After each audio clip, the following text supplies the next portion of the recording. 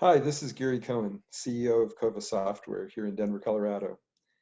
I wanted to present a 2-minute tip called Essential, Not Understood. We're lucky that the cannabis industry has been deemed essential in almost all of our markets in the US and in Canada, but it's not always understood.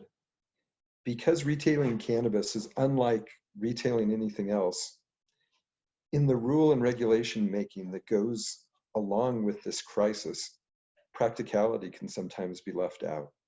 And as a result, regulations come out that, in a knee-jerk fashion, close our retail stores or dispensaries.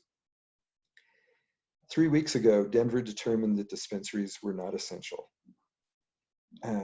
Immediately, we worked with our largest client in the state to show the mayor how dispensaries could operate within the guidelines they were most concerned about. The next day, we got them opened back up and approval for fast-track delivery in a trial format. Last Thursday, Ontario changed their stance and declared that dispensaries were not essential and needed to close down Saturday afternoon. We led a campaign immediately to get 100 prominent cannabis business owners to sign a petition by Monday, outlining steps that calm their concerns about social distancing and people in stores. We're really super happy that yesterday they reversed their decision and dispensaries will open back up with curbside pickup and a brand new allowance for delivery. The point is, you have to promptly educate and advocate for the industry and at the same time for yourself. Well, unfortunately, these knee-jerk regulations can happen anywhere. So I want to share as my tips so that you can navigate through this if it does happen in your jurisdiction.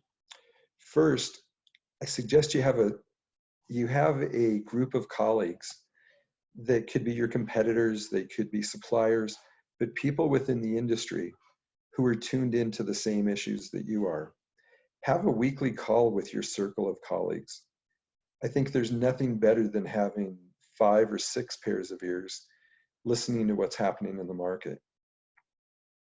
The ability for you guys to share amongst yourselves what you know is happening and be able to react quickly is super important. Second, monitor the legislature. Whether you have a city council, state government, whatever it is, are they talking about cannabis? There's other retailers who are saying behind our backs, it's not fair that they've been deemed essential and we haven't. And naturally, everyone wants to be in business. Everyone wants to remain open. And that's usually what prompts a change in the regulations or the legislation about cannabis retailers being open. But you got to have an ear to what they're talking about in the place that can impact your business legally. If you see or hear that a change is afoot, confirm it. So since you have that circle of people, have them reach out to the cannabis attorneys, if they have lobbyists, if they have consulting firms or advocates for the industry. Check out, make sure you have the facts, and then take action. One of the things, point number 4, is remember in all conversations, medical cannabis comes first.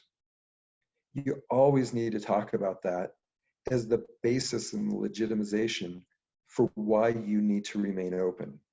Whether it's open for curbside pickup, open for order online pickup at the store, or delivery, people need their medicine. And don't go down the path of people are in their house and they're bored and they need some weed to make it through this.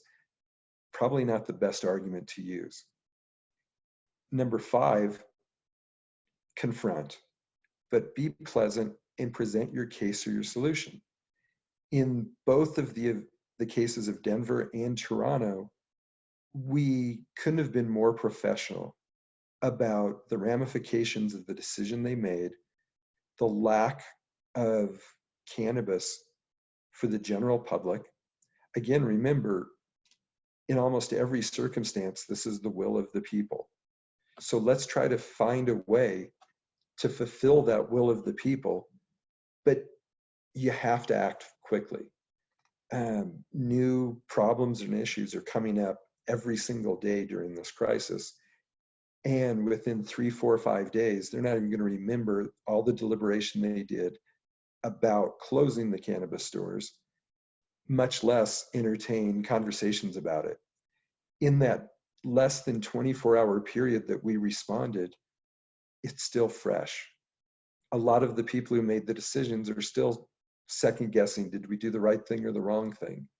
And then when you bring new evidence or new information or a new solution to them, as you saw, they were willing to change their position. So those are my tips. Thanks. And my guidance to you is try to strive to thrive during this crisis. Thank you.